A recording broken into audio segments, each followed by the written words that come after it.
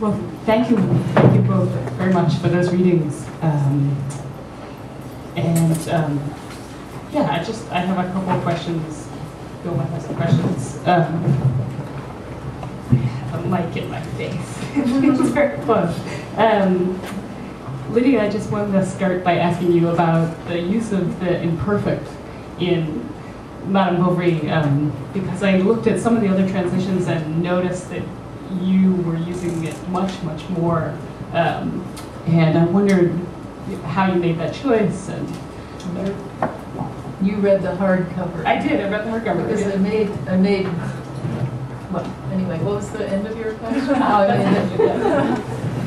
Because yeah, I think I went a little overboard with the wood. I mean, in French, it's less obtrusive. It's you know, marcher or regarder. It's just an A on the end. In English, to do the same thing. I mean, there are several ways to do it, but one most common, more obvious, is to use the would tense. You know, she would go for a walk every day. She would look out the window, and so on. But I think I overdid it. The thing is, when you read something in print, you see things that you hadn't seen. So in the paperback edition, I mean, I felt strongly that I wanted to, you know, reproduce the imperfect, but I realized that for the paperback, I could say begin a passage in which Flaubert was talking about a repeated action, and it was important to have it in the imperfect. I could establish the imperfect with a few woulds, and then shift into the simple past tense, and it would work. And so there are actual little. Let's see.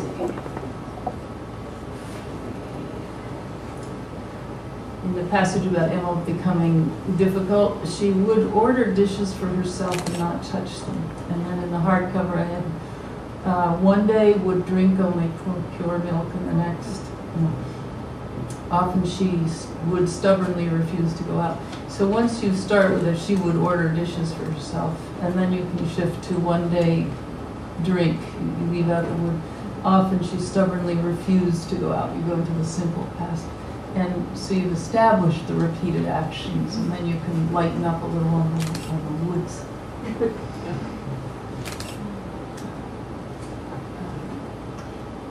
Anna, I just wanted to ask you about the Causerie is full of adjectives and adverbs, and I wondered if you ever found yourself either trying to tone it down or trying to follow Causerie's style more closely than you might otherwise. Yeah, it was my initial translation of this book was at least 15% longer for some reason. I don't know why. And I think because I decided to do everything. And then I would look at it. I'm sorry, that's not what I meant to say. It was 50% longer than what it ended up to be. It wasn't longer than the original. It was longer than what it ended up to be because of that issue. Because I wanted to have all that Baroqueness. It's very Baroque. But then, and I sort of insisted on doing it that way at first. And then after sitting with it for a while, realized, along with the editor, Edwin, who had a really great sense of when too much was too much, we ended up paring it down quite a bit. So yeah, I mean, there was one part, I don't know if I can find it, but if I can, where there are still places where it still feels, I mean, I wanted it to still feel really ridiculous, but there's a place where he talks about where one of the characters is languidly, here, it's right here. Here, I can just read a little bit. Karim, the instigator of this farce, was hardly gloating over his attack on the governor's authority. He wasn't thinking about it. Lying on his bed, shirtless, his fingers busily twisting a lock of hair on his forehead, he looked as lazy as a bored monarch glutted with wealth and pleasure. Karim gave himself up to a feeling of delicious languor while enjoying the voluptuous vision of his mistress from the night before getting dressed in the middle of the room. From the patronizing smile that played on his lips, you would have thought he was observing a procession of dancers lasciviously swaying their hips for his pleasure alone, instead of a poor creature picked up on the street whose modest charms no longer held a single secret for him. So imagine that with like 4 more lascivious sway. You know, I mean, there were so many, and it still feels pretty. Overblown in English, but it became sort of ridiculous, and it was really hard. And I'm still not sure, you know, that in any particular instance. So it wasn't about toning it down, but trying to find the appropriate level of externity in English. I have a question for both of you. You're both, in addition to being translators, you're both writers of prose and of poetry, respectively.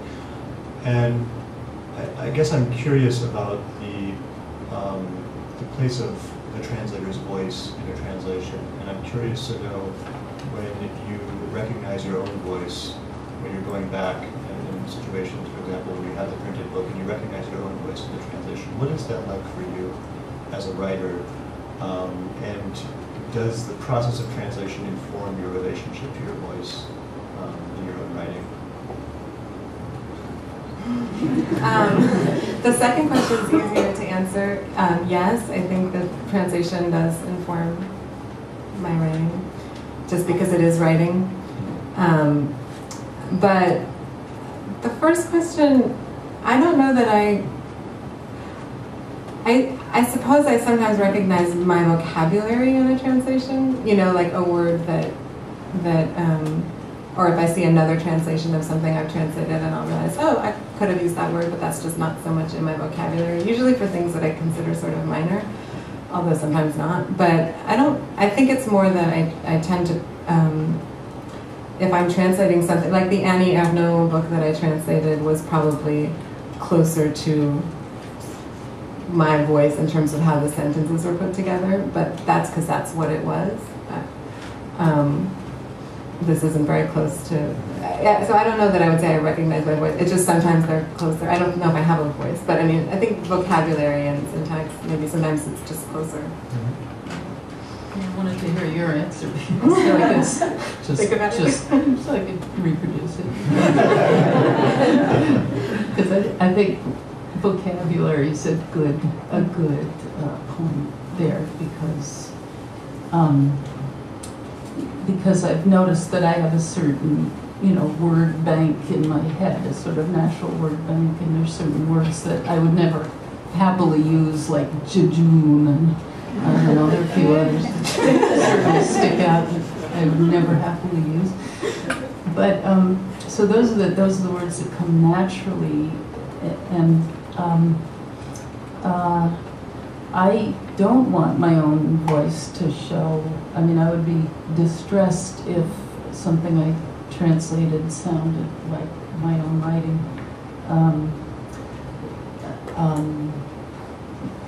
So I don't know what to say beyond that. I want to, when I'm translating, I'm also writing, as Anna said, it's a form of writing, and it's a very pleasurable form. But I'm not inventing. I'm not bringing my own sensibility or my own thinking to it. I'm writing what's already been created by someone else, and I want to disappear pretty much into that work. I'm reminded when you talk about words that one would never use of and I think about this word all the time. Actually, whenever I think of a word that's preposterous, is your story about cremains from Samuel Johnson is Indignant, and the portmanteau word. Portmanteau word, yeah, I always want to say like brunch. Yeah, right. Cremains.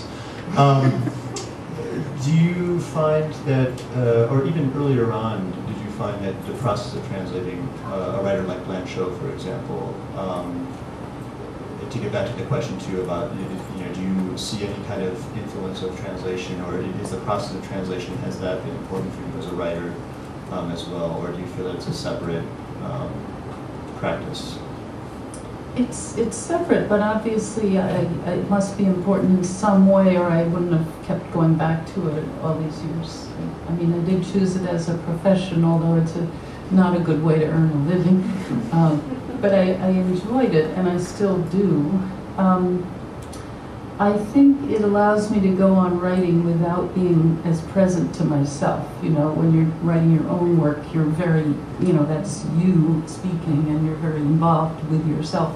When you're translating, you're still writing, but you have disappeared. You're not faced with yourself in the same way.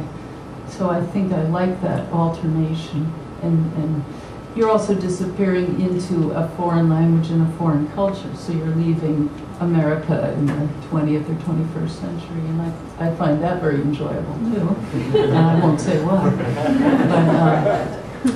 But, so, and then I think I'm drawn to certain writers. I mean, since I was doing it for a living, some writers, quite a few, I was translating not really by choice. You know, they were not kindred spirits. But then Maurice Blanchot would be more of a kindred spirit, and then Proust, and strangely enough Flaubert too, even though they were so different. So Maurice Blanchot's way of making a drama out of a man sitting in a chair having a thought, you know, was just fascinating to me how he could do that.